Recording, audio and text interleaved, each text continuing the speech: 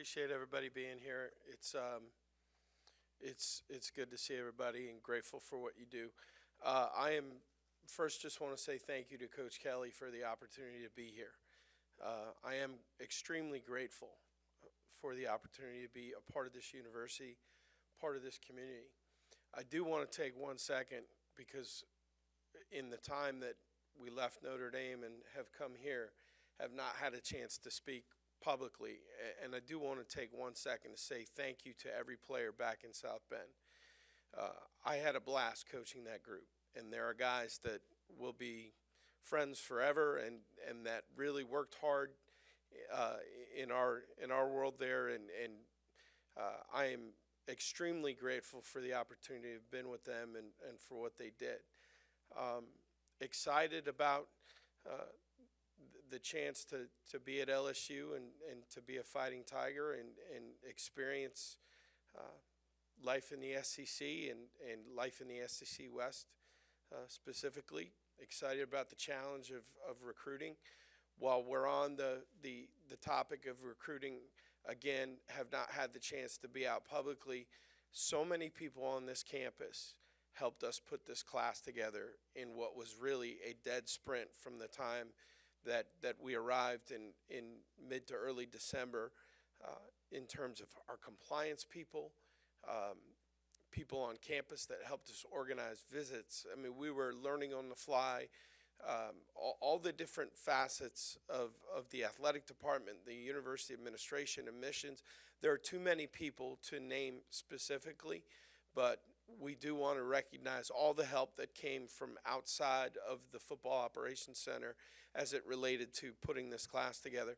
And then specifically inside the Football Operations Center, we do need to recognize Will Redmond and J.R. Belton and the job that they did to help put this class together. The last thing before I take any questions, I've tried really hard to just get indoctrinated into the community. And I did not realize how rabid the fan base was until I put a tweet out in an airport that said, "Hey, Tiger fans, tell me what I should do." And about 400,000 people interacted with that thing. And it's been really, really cool, the way that the fans and people in the local community have reached out. And we are slowly checking all the suggestions off the box, one by one. The Cajun turkey sandwich at the AM Mart is as advertised. Got a lot of suggestions on that one. Went over and saw Coach Johnson the other day on Sunday at the box. He and I have a relationship dating back to our time at Nevada. And so to experience that was wild.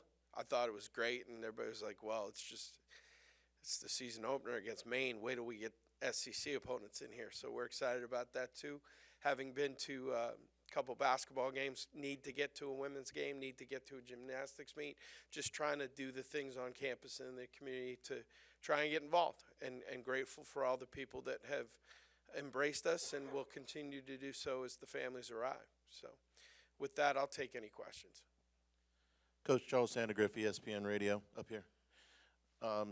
With one class in the book since the rule changed, how would you describe the challenges of recruiting with regards to NIL? In regards to NIL, it's difficult because it's a moving target. It is interpreted different ways in different states, and you're constantly trying to educate people as to why what one school can do and another school may not be able to do. It's just hard to hit a moving target. In the end, I don't think NIL was the deciding factor in very many cases in recruiting, but I know that Coach Kelly, our administration, our community, I know that they are, as NIL continues to develop and form, that we are going to stay on the front end of it and do so responsibly. But that's a challenge for anybody right now, just because there are very few guidelines and the rules apply differently in each state. So that was something that we were dealing with on the fly. As a follow-up, sorry, real quick, do you feel like the laws in this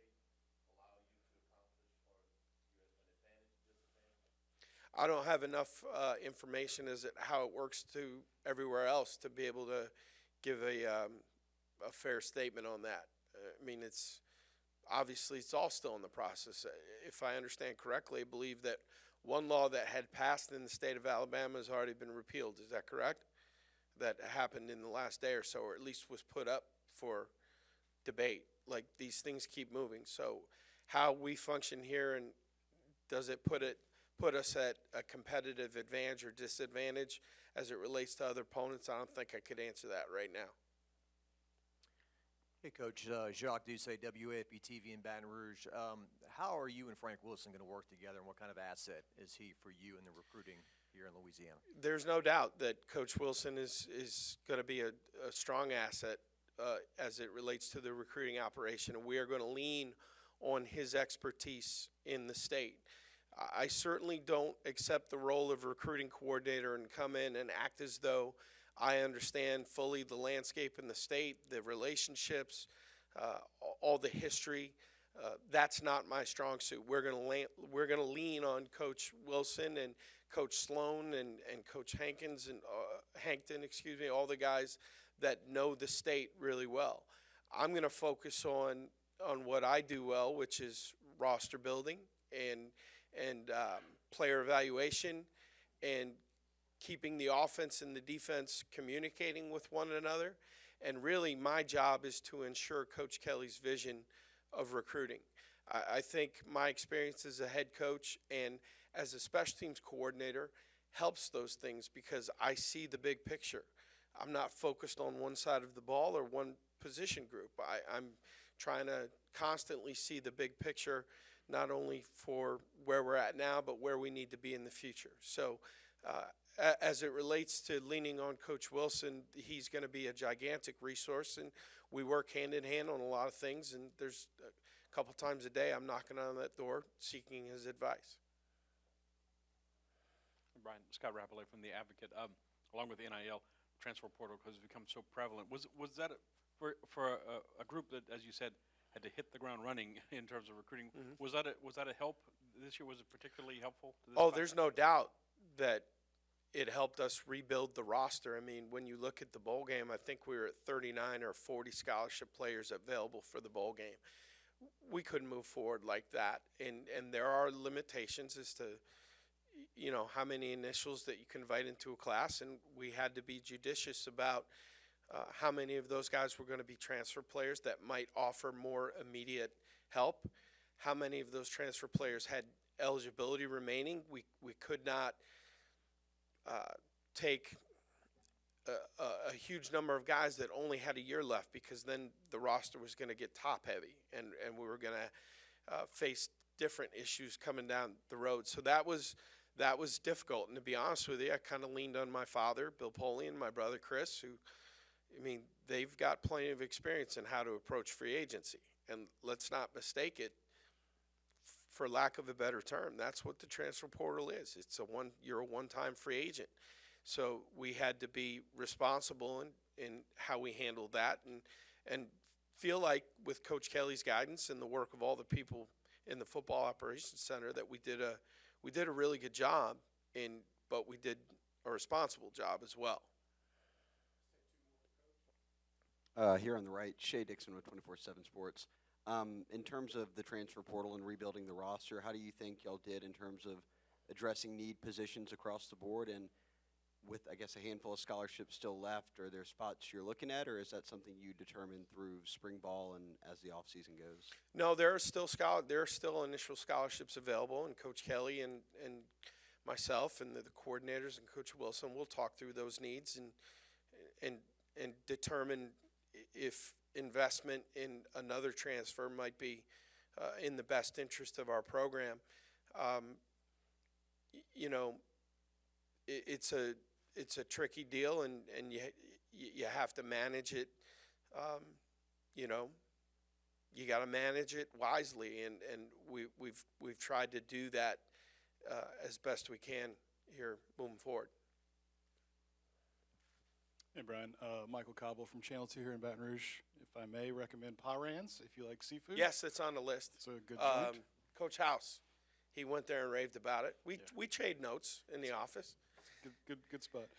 Let's talk about special teams for a minute. Obviously, school just lost one of their best kickers ever, and at all three different kicking positions. It looks like you guys could have some need, I guess. How much do you know about those positions? How anxious are you to work with the guys you have? Very excited to work with the guys that are here. Tried to talk Caden to coming back. Gave it one shot. Didn't work. And wish him nothing but the best. He's immensely talented. Very excited to work with the specialists in particular, and we'll work with them every day. And I think there's talent there. And we've signed Jay Bramblett to join us to augment us, and we'll be excited to reunite with Jay here in the summertime. But one of the beauties of being the special teams coordinator is that you get to work with the entire cross section of the team. And the last probably 5 to 7 days, the analyst I'm working with, Lester Erb, he and I have spent a lot of time watching LSU film, getting to know our guys, and excited about what we saw on film. And we need to re-energize a culture here where guys understand that our best players have to cover kicks. I mean, my job is made easier because Coach Kelly believes in the importance of the kicking game, and it starts with him, and that will bleed down through the rest of the organization, the coaching staff, the players, and we're going to get as many guys involved as possible, and continue to try and play at a high level in the third phase of the game. And you watch throughout the course of the college football playoffs, the bowl season, the NFL playoffs. It's important. It's important that you function at a high level in the kicking game, and we're going to continue to do that. Good. Thanks, guys.